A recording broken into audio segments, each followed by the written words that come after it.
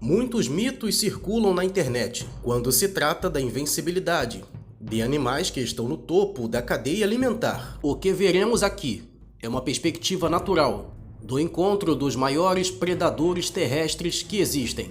O urso polar não é tão agressivo quanto o urso marrom. Ainda assim, o Senhor dos Ursos, como é chamado pelos povos antigos do Ártico, tinha os seus dentes caninos, guardado por nativos como amuleto de proteção contra ursos marrons. A 7.000 quilômetros dali, o tigre, chamado de rei dos animais por povos chineses, adorado por indianos, mas conhecidos na Sibéria como comedores de homens. Tanto um urso polar quanto um tigre siberiano nunca se encontraram na natureza, mas registros de circos e cativeiros mostram um tigre siberiano matando um urso polar caro em espaço confinado. Mas em um duelo face a face, o que poderia acontecer?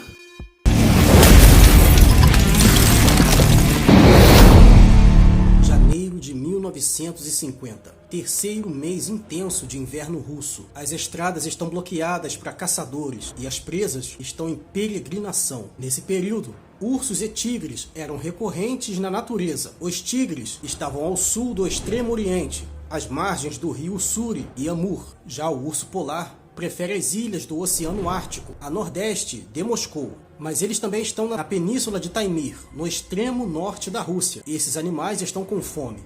Os ursos não deveriam ser encontrados nessa época do ano, pois é o período de hibernação. Mas esse urso foi despertado misteriosamente. O grande tigre de taiga, apelido dado pelos locais ao maior caçador das florestas geladas da Rússia, está prestes a encontrar um grande urso de biela, um animal enfurecido que não deveria estar ali.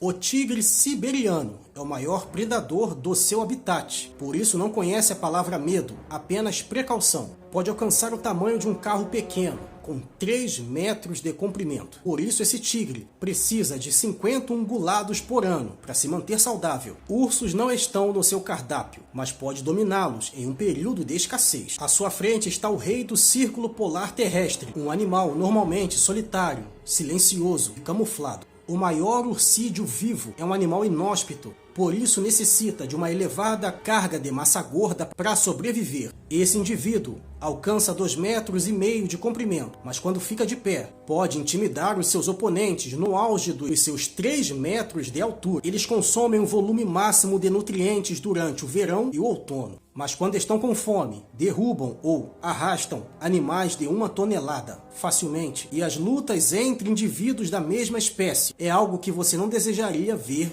de muito perto. Mas inevitavelmente a disputa por território, pela oportunidade da enorme refeição, começou. O símbolo do Extremo Oriente decidiu atacar primeiro. Usou as garras para causar a maior quantidade de danos possíveis, com sucesso na região da face, mas ao longo do corpo do urso nada aconteceu.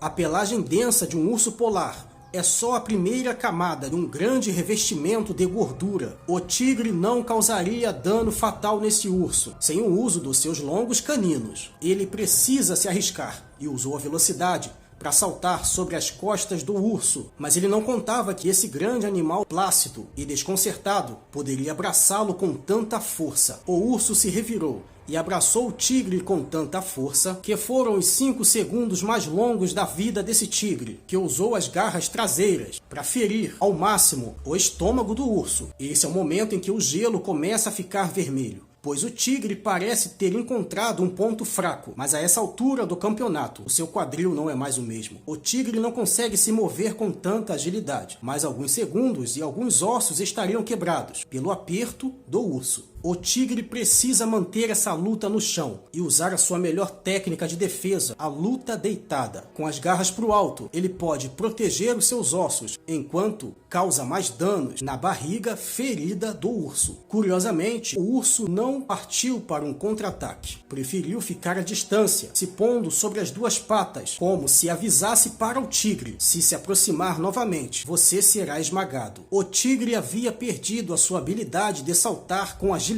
e tinha na sua frente um monumento de 600 quilos, com o ventre sangrando. Para um caçador solitário do topo como o tigre, tudo que pode sangrar pode morrer. Então ele caminhou lentamente em direção ao urso, rugiu e farejou algumas poças de sangue, como se avisasse para o urso: você está morrendo. Ursos polares não ficam de pé por muito tempo. Essa posição é para intimidar. Quando o tigre se aproximou demais, o urso rapidamente abaixou para proteger os seus ferimentos e iniciou-se um round definitivo, pois nenhum desses dois animais poderiam se estender de pé por muito tempo.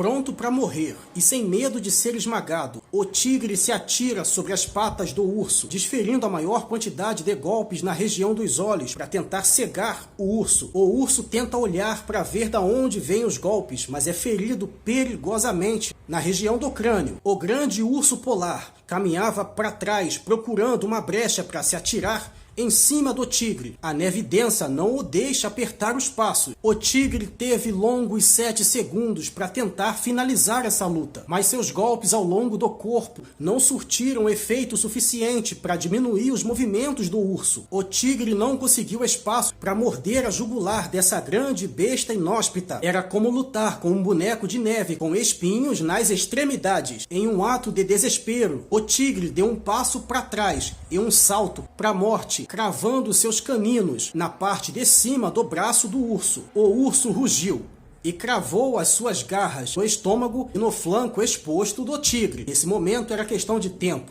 de estamina, de durabilidade, pois a sorte havia sido lançada e os dois animais estavam sendo perfurados. O tigre, pesando metade do urso, não resistiu. A potência das suas mandíbulas foram diminuindo. O sangue do tigre começa a jorrar. Suas garras dianteiras arranhavam os olhos do urso, que, aproveitando desse momento de fraqueza do tigre, o arremessou a 1,5 metros de distância. O tigre caiu quase desacordado em uma vala de ossos. O urso pensou em consagrar a sua dieta carnívora ou apenas se consolidar como o dono do território. O urso ensanguentado, ferido e cego de um dos olhos, caminhou em direção ao tigre e, farejando a morte iminente do tigre, começou a sua refeição antes de retornar para a hibernação.